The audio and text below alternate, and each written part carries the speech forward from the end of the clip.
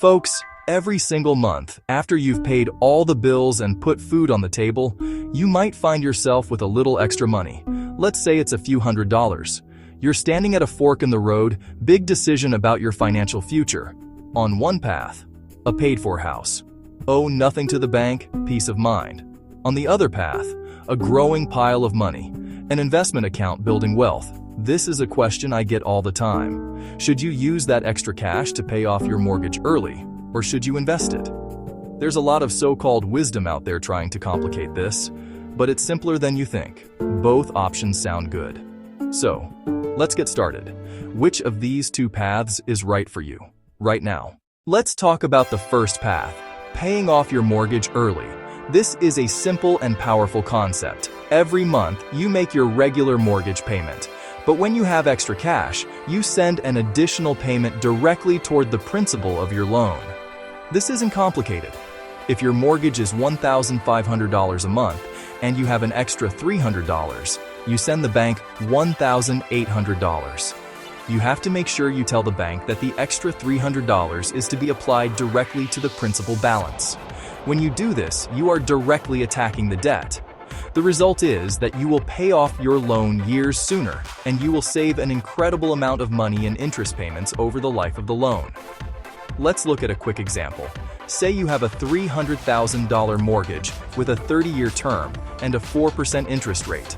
If you just make your regular payments, you will pay the bank over $215,000 in interest alone. That's a massive amount of your hard-earned money going straight to the bank. But what if you paid just an extra $300 per month on that loan? You would pay off your house almost 7 years earlier and, get this, you would save over $44,000 in interest. That is a guaranteed, tax-free return on your money. Now let's walk down that second path. Investing your extra money instead of paying down the mortgage. The idea: your money could work much harder in the stock market than by paying a low-interest loan. Instead of sending that extra $300 to the bank, you put it into good growth mutual funds inside a retirement account like a Roth IRA or a 401k. You would continue to make only the minimum required payment on your mortgage. The goal: let compound growth build a massive nest egg for your future. It could grow much faster than the interest you're paying on your house. Let's use that same $300 a month.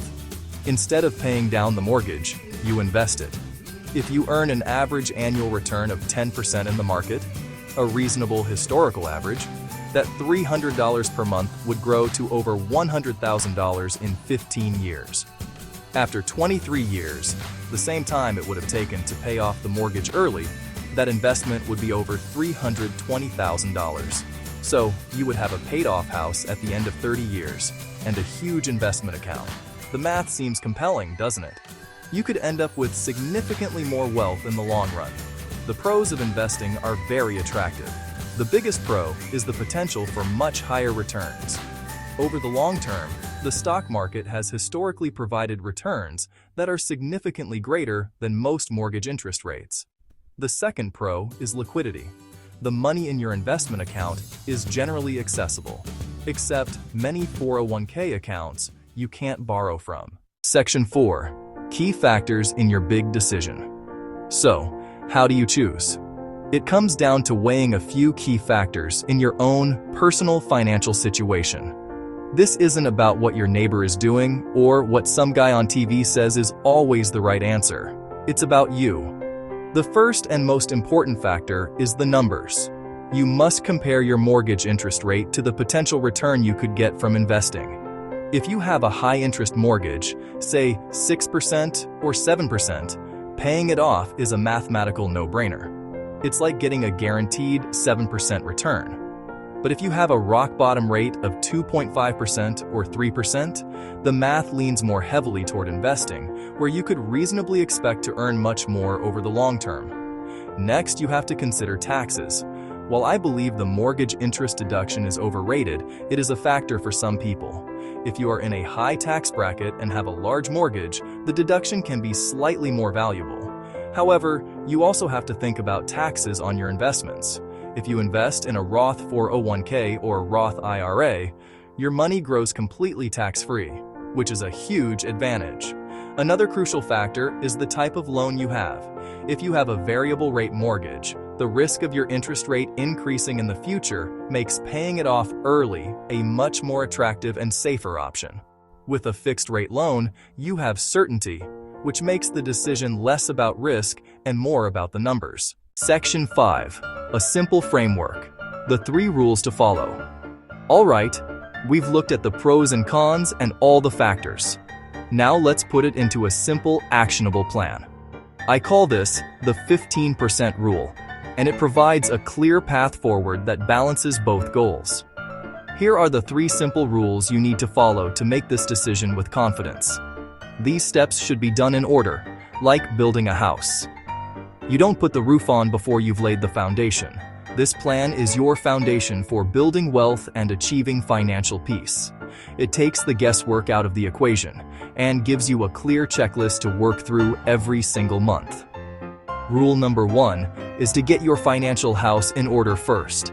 This means you must have your emergency fund of 3 to 6 months of expenses saved.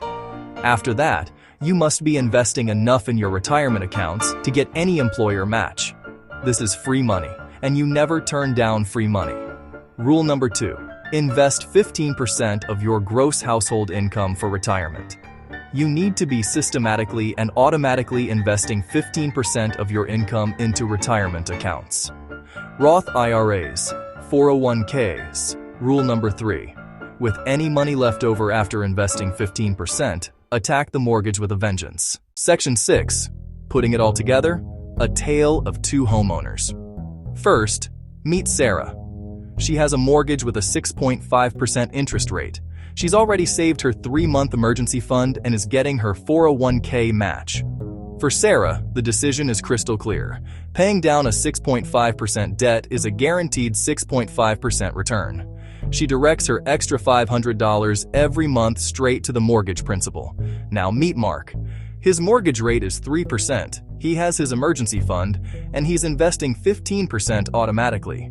He decides the potential long-term growth outweighs the small guaranteed return, so he invests the extra $500 in a Roth IRA. Both are making the right decision by applying the same framework to their situations. Your path to financial peace. A balanced approach secures your present, builds your future. Recap: build your foundation, invest 15%, then attack the mortgage. Start today.